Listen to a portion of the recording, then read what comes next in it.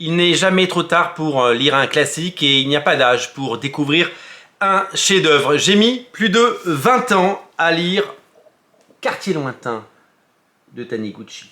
Ça fait à peu près 20 ans que j'entends « Ah ouais, il y a des mangas qui sont des romans graphiques, ceux qui sont publiés par Casterman, c'est la vraie BD, il y a une petite approche européenne, on dirait de la BD franco-belge, et puis Taniguchi, tu vas voir, c'est génial. » J'ai jamais eu envie de lire Taniguchi. Pourquoi? Parce que j'ai été élevé avec les mangas grand public, avec ce qui passait d'abord dans Recra 2, puis le Club Dorothée, puis j'ai découvert en format papier les équivalences Dragon Ball et autres.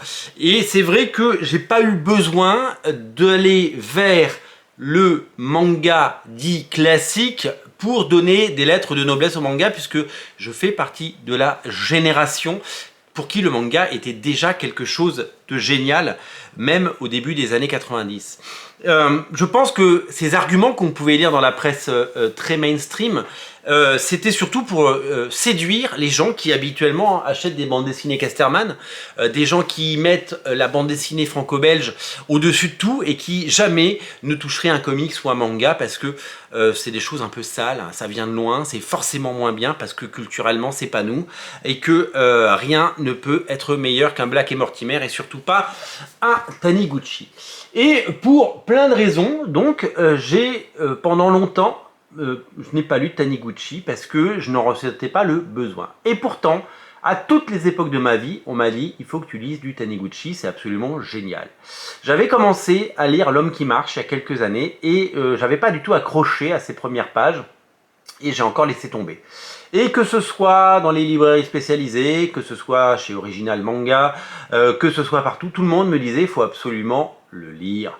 Et je l'ai pris, je l'ai mis dans ma collection, je l'ai mis sur ma pile de livres à lire à côté de mon lit, à côté des 30 ou 40 bandes dessinées qui trônent et qui attendent d'être lues. Et à chaque fois, j'en rajoute toutes les semaines, tous les mois, et à chaque fois, ça passe. Et hier après-midi, j'ai enfin eu le temps de lire Quartier lointain. Je me suis posé et je l'ai ouvert et je m'ai commencé à lire. Quand on entame une bande dessinée qui fait plus de 300 pages, il faut avoir du temps devant soi. Il ne faut pas avoir les enfants dans les pattes, il ne faut pas avoir un dîner à préparer, il ne faut pas avoir des corvées ménagères à faire à la maison. Il faut pouvoir se concentrer et il faut pouvoir évidemment s'asseoir, lire et profiter de cette bande dessinée.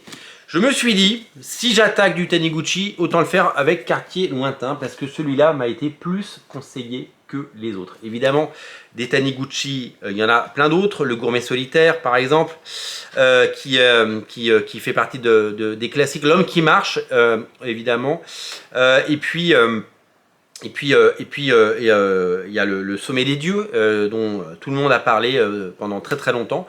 Il y en a plein d'autres, hein, mais ceux-là font partie des plus connus, tout simplement.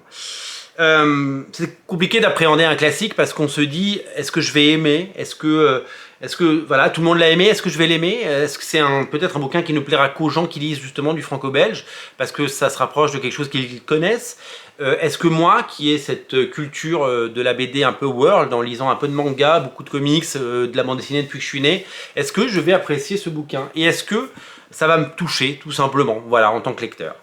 Eh bien, j'ai plongé dans ce récit et j'ai eu du mal quand même à chaque fois que j'ouvre un manga parce que la narration n'est jamais la même et c'est culturel. C'est comme quand on regarde un film asiatique, un film japonais, c'est comme quand on regarde quelque chose qui vient de loin. C'est pas la même façon de raconter l'histoire, c'est pas le même découpage, c'est pas mieux ou moins bien, c'est juste différent et on n'a pas forcément au départ les codes. En plus, j'ai trouvé certaines lourdeurs dans les premières pages sur la narration. Et je me suis dit, allez, je m'accroche, parce que de toute façon, j'ai du temps, j'ai 1h30 devant moi, 2 heures, et je vais le lire. Et au fil des pages, je me suis laissé emporter, et j'ai commencé à le dévorer. J'ai commencé à le lire, et très très vite, je me suis retrouvé à la page 100 ou 130, Et je me suis dit, ah, ça, d'abord, ça se lit vite, ça se lit bien, et puis ça y est, je suis dedans. Et c'est, vous savez, c'est ces premières minutes d'une bande dessinée où vous vous dites, allez, stop ou encore, quoi. Est-ce que j'abandonne? Est-ce que je passe 1 heure et demie de ma vie ou 2 heures à lire un truc bof, ou est-ce que j'arrête? Voilà, tout simplement. Et en fait, ben, ça avait marché puisque j'étais dedans et que je voulais pas le lâcher. Et je ne l'ai pas lâché. Je l'ai lu de bout en bout. Je l'ai lu du début à la fin et je l'ai lu avec passion et avec une véritable envie de découvrir ce bouquin et de le finir pour savoir comment ça allait finir. Et je n'ai pas été déçu. L'histoire raconte celle de Hiroshi, qui est un cinquantenaire bien tapé.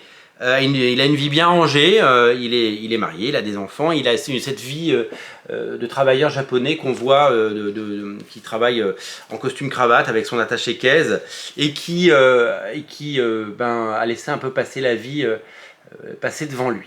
Il fait un détour à travers sa ville natale, qu'il ne reconnaît pas forcément, et il s'arrête au cimetière pour s'arrêter sur la tombe de sa mère.